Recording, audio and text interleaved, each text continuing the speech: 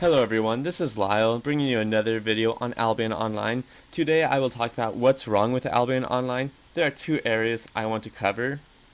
First is this classless system they have. They have it where what you wear defines you, which I think is a really weird system to have, because you don't put pads on a person and expect him to be a football player. You expect him to have the skills to be able to put on those pads for him to be a football player. I kind of take it to be that in this game, it's kind of like the opposite mentality in this game.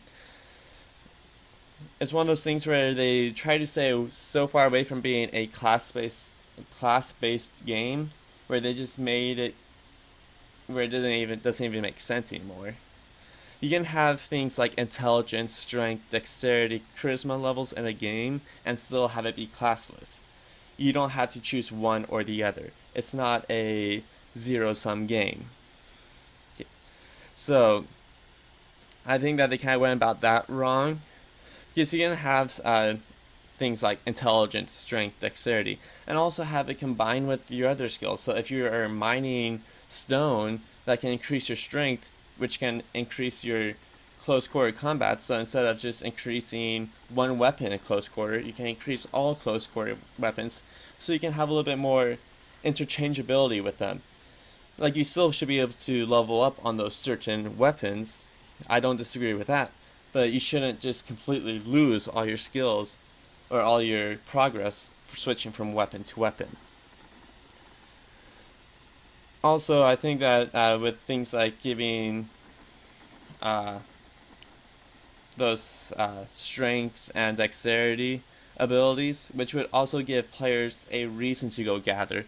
It's like, well, you can go get some strength points for gathering stone, and it'll give them a more of a speciality. It's like, this is what I need to gather to help me in this area.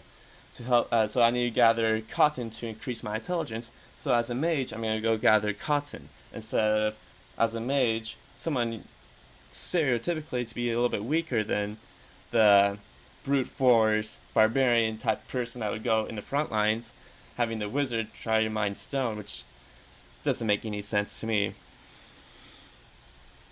But that's just my opinion on that. I don't really like this completely classless system that they have. Secondly is the guild system.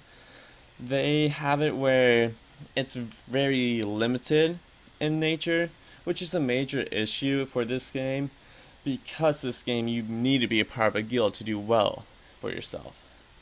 So just opening up the accessibility to the guild master to have like rankings.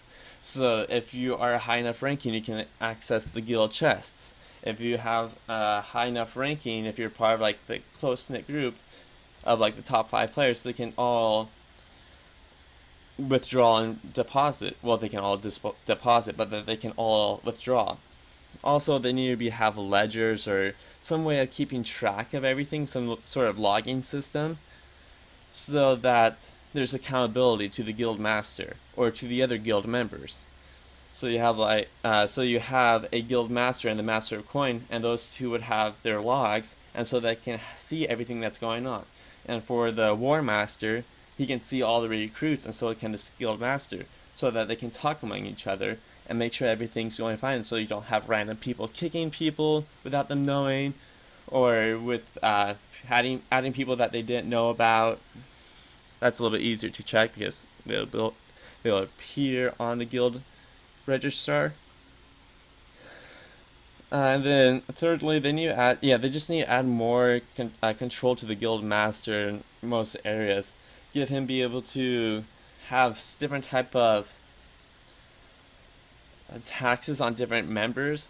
Like, I know that sounds weird and it shouldn't necessarily happen too much, but you should be able to tax maybe the lower members a little bit more than the higher members, or tax the people who give more to the guild. Tax less the people who give more to the guild, and maybe tax more the people who give less to the guild, so it kind of evens out. So if you go help build a building, you would get taxed less than someone who just goes off and just makes things at the guild buildings and then just uses the guild as their personal crafting space. So there needs to be a little bit more control over the guild for the guild master.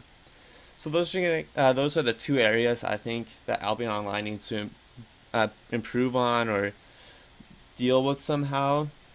I don't think that the first one is even possible to deal with right now, or it would take a lot of work. It would be a revamp of the game.